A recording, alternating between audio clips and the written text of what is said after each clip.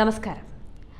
വോട്ടെടുപ്പിന്റെ 5ാം ഘട്ടത്തിൽ തന്നെ അടിപതറി തുടങ്ങിയ നരേന്ദ്രമോദിയുടെ അടുത്ത ലക്ഷ്യം പഞ്ചാബാണ്. എന്നാൽ മോദി കരുതുന്നത് പോലെ കാര്യങ്ങൾ അത്ര എളുപ്പമാകില്ല. മോദിയെ പഞ്ചാബിൽ കാലുകുത്താൻ അനുവദിക്കാതെ കർഷകർ അണിനിരക്കുകയാണ്.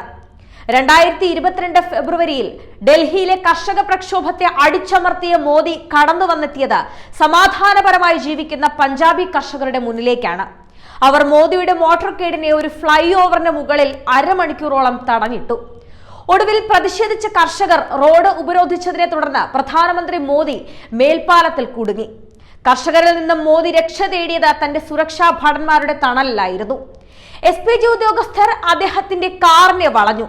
ഗത്യന്തരമില്ലാതെ മോദിക്ക് തിരികെ മടങ്ങേണ്ടി വന്നു. അത് ചരിത്രമാണ്. ഇന്നിതാ കർഷക സമരം ആഞ്ഞടിക്കുന്ന പഞ്ചാബിൽ തിരഞ്ഞെടുപ്പ് പ്രചാരണത്തിനെത്തുന്ന മോദിയെ കാത്തിരിക്കുന്നത് കർഷകരുടെ കത്തുന്ന പ്രതിഷേധമാണ്. മോദിക്ക് കരിങ്കൊടി കാണിക്കാനും തടയാനും ജനം തീരുമാനിച്ചു കഴിഞ്ഞു. കർഷകരുടെ വയറ്റത്തടിച്ച് ഭരിക്കുന്ന മോദിയെ പഞ്ചാബിൽ കാലുകുത്താൻ അനുവദിക്കില്ലെന്ന് ഉറപ്പിച്ചു പറയുകയാണ് ജനം. ഈ തിരഞ്ഞെടുപ്പ് എല്ലാം കൊണ്ടും BJPക്ക് നിർണായകമാണ്. ഇന്ത്യ സഖ്യം സർവശക്തിയോടും കൂടി മുന്നിലെത്തിക്കഴിഞ്ഞു. കർഷക സമരം മോദി ഭരണത്തിന് ഉലച്ചു കഴിഞ്ഞു. ഇതിൽ നിന്നും വ്യക്തമായിരിക്കുകയാണ്. പഞ്ചാബിൽ BJPയുടെ വലിയ പതനം ഉണ്ടാകുമെന്ന് മനസ്സിലാകുന്നു. ആ ഭയം അമിത്ഷായിലും മോദിയിലും പ്രതിഫലിച്ചു കഴിഞ്ഞു.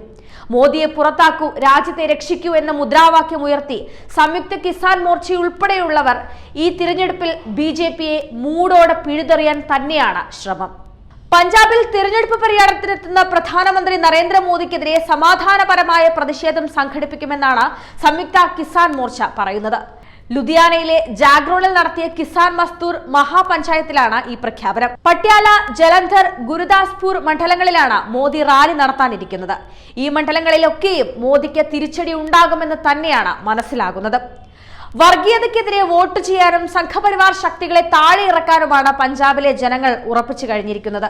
2021 ഡിസംബർ 9 കർഷകർക്ക് നൽകിയ ഉറപ്പ് പാലിക്കാൻ കേന്ദ്ര സർക്കാർ തയ്യാറാകാത്തതിനെ തുടർന്നാണ് ഈ പ്രതിഷേധം. പഞ്ചാബിൽ നിന്നുള്ള 37 കർഷക യൂണിയനുകളും 8 തൊഴിലാളി യൂണിയനുകളിലും മറ്റ് സംഘടനകളും മഹാപഞ്ചായത്തിൽ പങ്കെടുത്തു. മോദിയുടെ അഴിമതി ഭരണത്തിൽ കർഷക സമരങ്ങളുടെ ഭാഗമായി രക്തസാക്ഷികളായവർക്ക് ആദരാഞ്ജലിയും അർപ്പിച്ചു.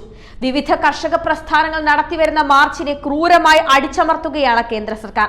കാർഷിക മേഖലയ്ക്കുള്ള തുക ഓരോ വാർഷിക ബജറ്റിലും കുറയ്ക്കുന്നു. 10 വർഷത്തെ മോദി സർക്കാരിന്റെ ലക്ഷ്യം ചങ്ങാതികളായ കോർപ്പറേറ്റുകളെ പണം കൊടുത്ത് കൊഴുപ്പിക്കുക എന്നതായിരുന്നു. അതിനെതിരായി വിധി എഴുതാനുള്ള അവസരം ഈ തിരഞ്ഞെടുപ്പിൽ വിനിയോഗിക്കാൻ കഴിയും എന്ന് തന്നെയാണ് പഞ്ചാബിലെ കർഷകർ പറയുന്നത്.